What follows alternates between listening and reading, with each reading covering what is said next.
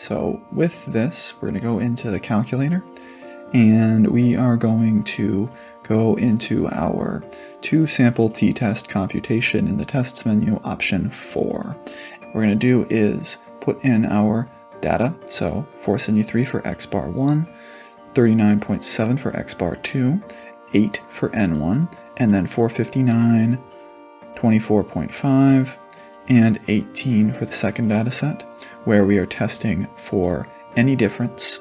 And as a result, we're going to pick the not equals option. This is the easiest one to work with because there's a little bit of an arbitrary side to the other two, but I'll talk about that in a second. Anyway, here, because we're assuming the variances are not equal, we are going to select the non-pooled option, so no for that, and then we can calculate. Where what we're going to get is, in this case, a t-score of about 0.922, along with a p-value of about 38%. So if you want to think about this in terms of p-values, we would fail to reject the null hypothesis, as p is, well, significantly greater than alpha. If we want to use this with a critical value test, well, we'd need the critical value, and for that, since we have two tails and, where are you, alpha equals 10%, we're going to use inverse t with 0.95, because we're just going to get the upper value here. And since we don't have equal variances, we pick the smaller one. df is 7 in this case. You may have noticed that if you're looking at that in the calculator and the output, you get something for the df from there. That's using a very different computation, and we're not going to worry too much about. Anyway, you have this, and as a result, we can get a t-score to compare of 1.895 and negative 1.895. Those are our two ends, and our test statistic is well between both of them. So for this reason, we would fail to reject, much like with the p-value.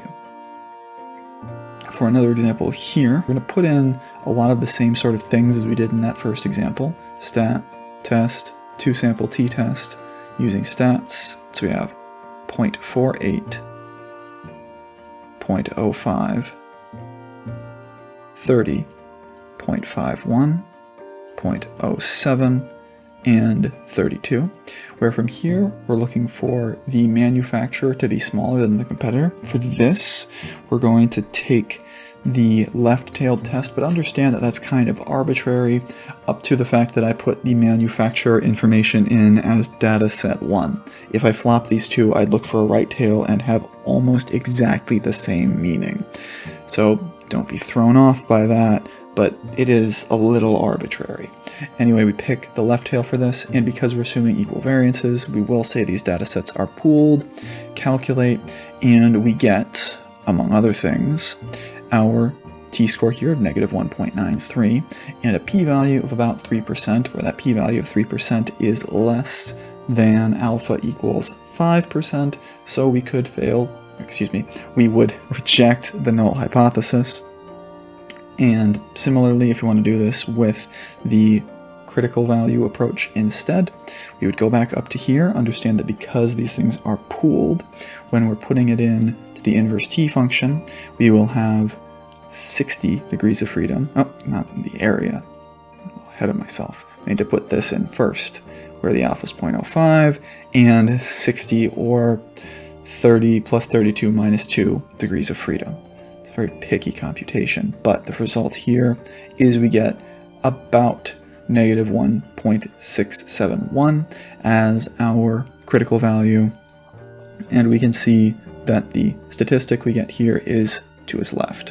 And because it's to its left, we reject. So for this, we have to be a little careful about how we enter things. There's a lot of choices that are somewhat arbitrary. We just have to be careful of being consistent, and I tend to follow a specific pattern. So here we're looking to see if shoes change vertical jump heights. So what we're going to do is go into the calculator, go into our list editor, And we're going to put these into list 1 and list 2, where traditionally you put the old one first and then the later one second, or that's before and after, in this case old, new, however it's labeled, that's what you do. Once we have all of these in here, we're going to go into our third list and we're going to make a list of differences, where I do L1 minus L2. Traditionally I do old minus new, but again, you could flop it and go the other way. Just understand that whenever you do that, you might be looking for a different sort of tail than you would be if you went in the other direction. Anyway, here we've got our list, we've got all that, and what we're going to do with this list is run a t-test on those differences specifically. So we're going to go into stat again, go to our tests menu, pick the t-test, and here we have a data set. We're expecting no difference, so mu naught is 0. The list we're running on now is list 3. Technically speaking, if you're capable with your algebra and your arithmetic in your head, you could just make a list of differences directly from each of these, but I'm doing it the long way so that you don't have to worry about that. We don't mess with the frequency. And then for our tails, this is where the choice of L1 minus L2 or new first then old, old first then new becomes important, because here we are testing for an increase. Where if we are testing for an increase and we do old minus new, we should expect all of our values to be negative. So we'll want to run with a left tail. But again, that's a choice that we made that doesn't have to be done this way. We could do new minus old, or we could flop L2 and L1. However we want to do that, we could end up looking for the right tail instead, but with this setup, I'm looking for a left tail. Once we have that, we run this and we get our t-score here of about -2 1/3, where you'll notice it's a little bit easier than trying to do this stuff by hand. And also, I think it's more intuitive to think of this as a t-test on differences. But anyway, we get that t-value, and here we can see that that t-value is, for one, well below our critical value, where we can get that critical value in the same way, and I'll check that later.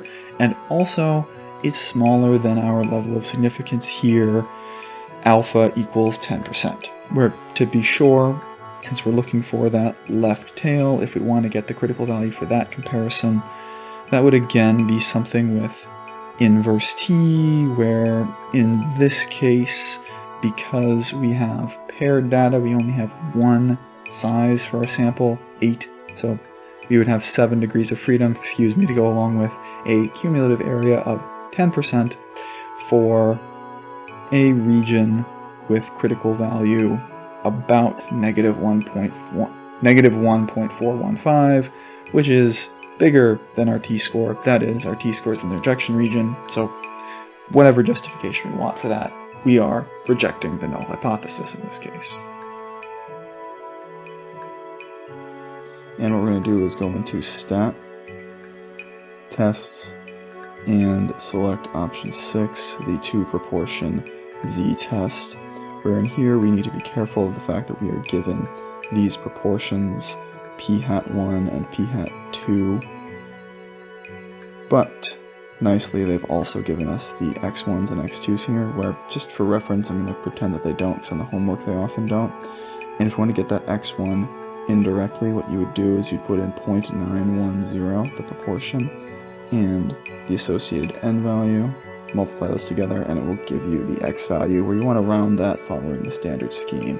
And then here we have n1 is just 200, while x2, I'm not going to put the multiplication in there again, is 208, and n2 is 250, where here we are testing at alpha equals 10% about the claim that the proportion is the same. So we're running the two-tailed version here, that is p1 does not equal p2.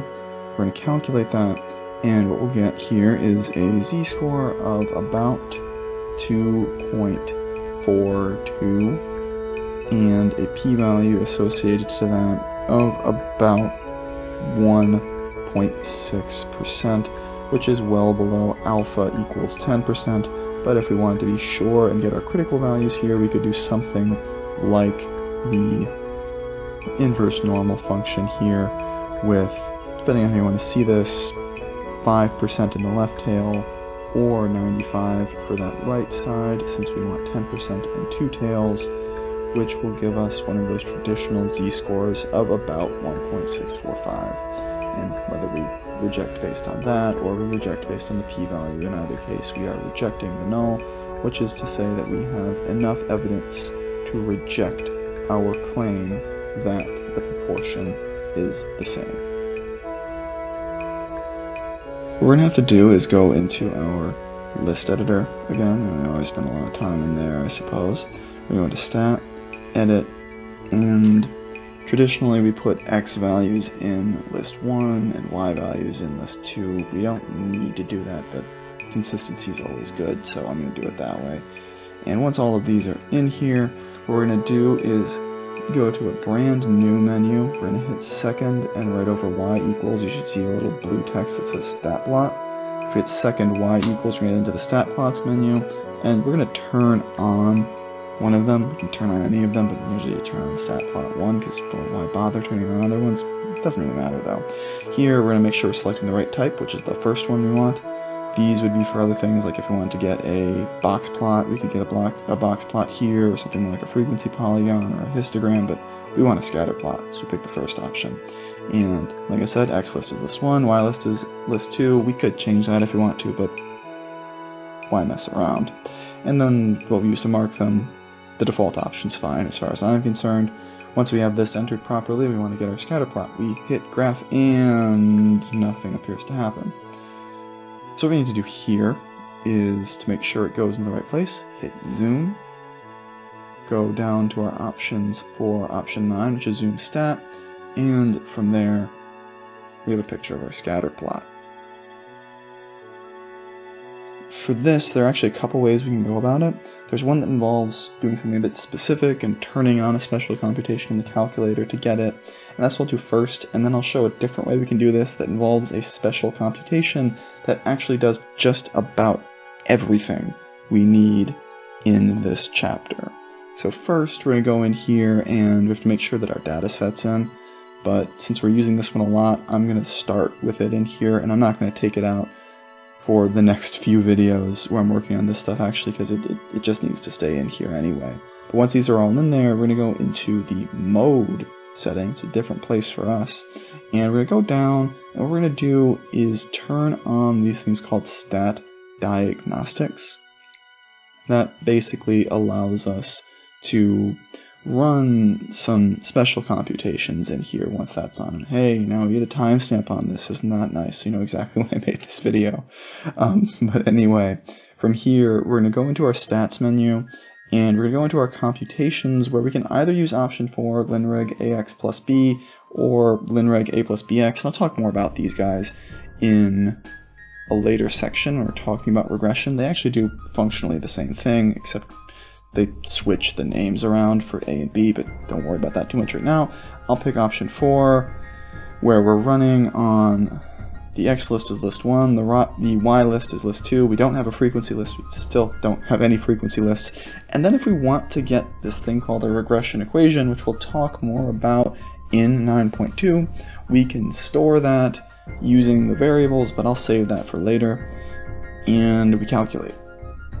Where for here, when we run that calculation, instead of going through this mess of tables and this, oh boy, mess of manipulations with sums, we just get that our value for R here is about 0.874. And you'd have to do a lot of calculator computations anyway to get that, so this is much more efficient. That said, it's not the only way we can get that value R, which does indicate a strong positive linear correlation. That is our intuition from looking at that scatter plot from earlier. Seems pretty good. The other way we can go about this is we go to stat, tests, and I'm going to scroll up here because the one we want is way at the bottom. This is what we're going to be seeing next, a thing called the linreg t-test, linear regression t-test, which is specifically for testing the usefulness of correlation coefficients. And in here, we're going to put list 1, list 2, frequencies 1, and we're going to ignore that thing that it asks about with beta and rho, because that's if we actually want to do a test. We don't really care about testing here, though. So we're not actually testing, we're just using this because it gives us a whole bunch of important values. gives us a value A and B. Those are things we're going to have to worry about in 9.2, as well as something S that we're going to see in 9.3. But for us, we get the value R just as well from this. And as I said, the linreg t-test computation is probably where you're going to live for most of this chapter. I'd really advise learning how to do it with this one, because it gets us everything we need, but you have to be a little bit subtle about what you're asking it to do. Anyway, this is really our workhorse, so this is what I'd recommend. It just takes a bit of thought to know how to get what we want from it, but in either case, we get our value R. And to do this, yeah, there's a bit of a process we can follow that's very similar to before, where we have to be careful with the degrees of freedom here. In this case, we have that the degrees of freedom follow the pattern n-2. I think it's a representation of the fact that we have two data sets here, but in this case with alpha equals 0.5 and df equals 8, if we want to get the critical values in this case, that'd be a pretty simple inverse t computation. Area here is going to be 0.975, or whatever it would be if you have a more advanced calculator. df is 8, and we get the upper critical value here is about 2.306. And I don't know why it does, but the book here just completely refuses to acknowledge the p-value versions of these tests for this section, so we're not going to see too many of them, but when we do see them, they have to use critical values. It's frustrating, but this is what we get for our critical value. From there, if we want to actually, well, run our test, we need things like a t-value and all those other pieces. We have our special test here, which I mentioned in the last video, the linreg t-test, where we're running list 1, list 2, and remember, we're looking for the two-tailed variant, rho is non-zero. But we're not going to store the regression equation just yet. That's something we'll see in later sections. But we calculate that, and among other things, we get our desired t-score, along with a p-value, where again, even though the book doesn't talk about these things in terms of p-values, we can see that that's actually a very small p-value. In particular, that's a p-value that's much smaller than alpha, or if you prefer, as the book does, that t-score will be well inside of our rejection region on the top end. That is, 5 is bigger than 2.3. So, as a result here, we would reject the null hypothesis, which is to say there's enough evidence to conclude there is a significant linear correlation between GDP and CO2 emissions. To get this, we can go in first, make sure our data is entered. Like I said, I'm keeping it in here to save ourselves that hassle, or myself that hassle, technically. Call me lazy for that, but that's okay. And then we're going to go into our computations, and there are a couple ways we can go about this. We can either use option 4, linreg ax plus b, in which case you'd get something a lot like our y hat type of equation here, where you go there, x list is list 1, y list is list 2, don't bother with frequencies, and you want to store the regression equation. If you want to do that, you hit vars, go into y vars, pick function, and then pick one of these guys. Doesn't matter which one you pick. I'll take y1, because why not? It's right there.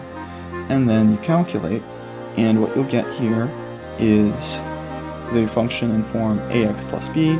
A is that value 199.5, b is that 56, and like before, we get that value r, where because we told it to store the value in here, if we hit y equals, we'll see that it stored our regression line in there, which is very nice.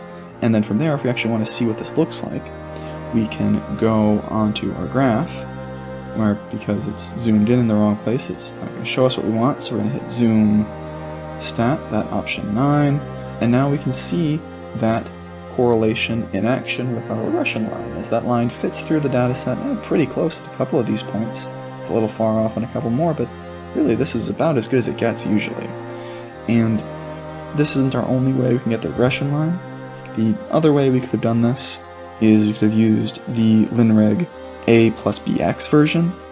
It really isn't any different, except they just changed the names A and B.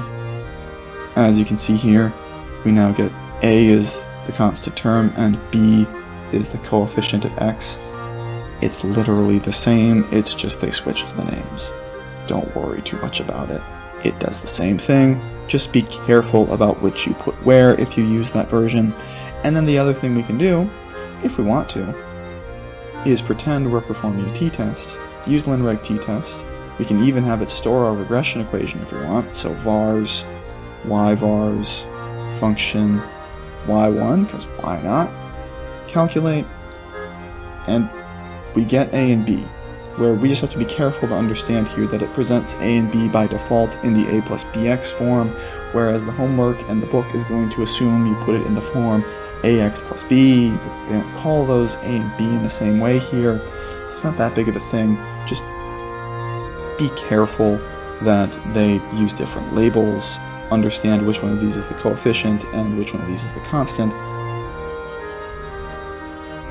So what you're going to do is go into stat, edit, make sure that these guys are still in here, or whatever the new ones will be for whatever things you're doing on the homework. Then go to tests, and we're going to run a linreg t-test again because this is the best way to get the standard error for the estimate from the calculator. It's designed for finding that. We're going to put in list 1, list 2, frequency. We're not actually testing, so we can just pick the default option and stick with it. It still works. And if we want to store the regression equation, we can keep storing the regression equation, or we can remove it. It really doesn't matter that much, because the main thing we want down here is the value s, 141.935, just like we expected using the calculator, where along the way we also get those other important values here like r, the correlation coefficient, and r squared. That is our coefficient of determination in the process here, on top of the values a and b, and the p-value and the t-value. So like I said in the earlier videos anyway, you really want to get comfortable working with the linreg t-test, because it does everything that we need in this chapter.